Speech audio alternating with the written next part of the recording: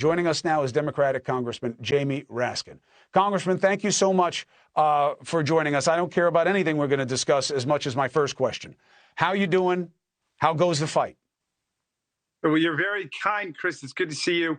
I've finished all my cancer treatments. I had my 3-month checkup, and I'm clear. So the neuropathy's gone, the nausea's gone, my eyebrows came back, my hair's coming back. I'm going to be ready to throw my bandana in the ring of politics again soon. So thank you for asking. I'm hanging tough. I do believe, though, you may want to consider keeping the do-rag. Keep it. Little Steven, you're going to have to battle it out with him over the battle. But it is a signature look, Congressman. And don't just run away from something that makes you unique. That's all I'm just going to put out there. Well, I appreciate that. I will take it under advisement. All right, let's talk about things that don't matter as much as health and wellness, but matter to the country, certainly, especially in your position. These statistics that show division. The situation surrounding the former president is absolutely a crucible of this division in this country. What do you make of the suggestion that it's not about whether or not a case can be made, but when you're dealing with a former president of the United States, the analysis in terms of what's in the public interest should be a little bit different. And I don't see a path of how things are made better by the conclusion of these processes, no matter how they come out. What is your take and why you believe it's the right path? Well, that, of course, is not the question that the Department of Justice or state attorneys general or state district attorneys ask when a crime has been committed. If there's been a murder, a rape, an attempted insurrection, an assault on police officers, we don't ask whether or not it will benefit the public generally, or we don't take a poll to determine how popular it is.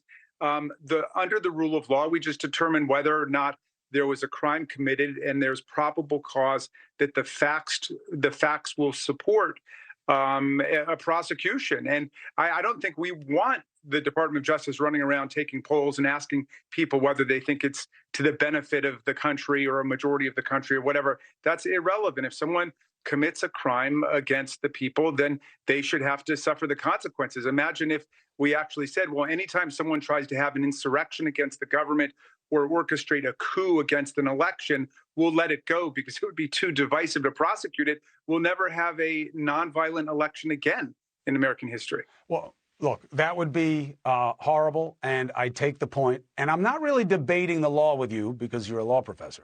But as we both know, and as the audience should know, prosecutorial discretion is a thing.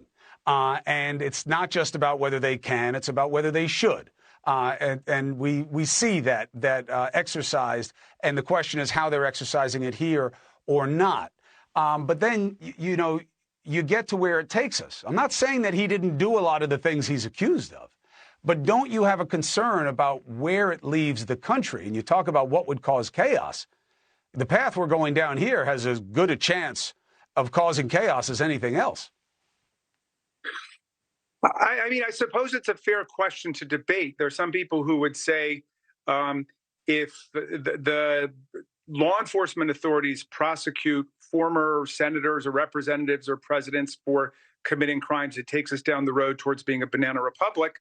I think there's a much stronger argument that if law enforcement authorities don't prosecute former members of Congress, governors, and presidents for crimes they commit, that takes us down to the road of a banana republic. It's in a banana republic where people get into office and they think they can do whatever they want.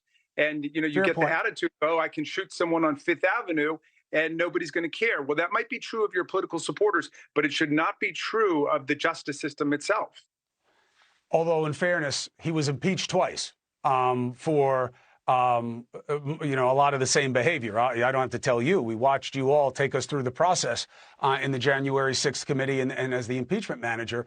So obviously this is not double jeopardy. And I told Geraldo he should not have called it double jeopardy. It isn't. This is the prescribed process that you get impeached, possibly removed from office, and then you can be availed of the criminal justice system. And yet politically, it has put us in a hard place and created a balancing test, Congressman, with Hunter Biden. We do not see the curiosity in your party about the questions surrounding President Biden that we do the questions surrounding President Trump. Hey, thank you for watching. Please go to newsnationnow.com, newsnationnow.com, and you can find NewsNation on your television provider. And don't forget to click the red subscribe button down below. Then you will get more of NewsNation's fact-driven coverage.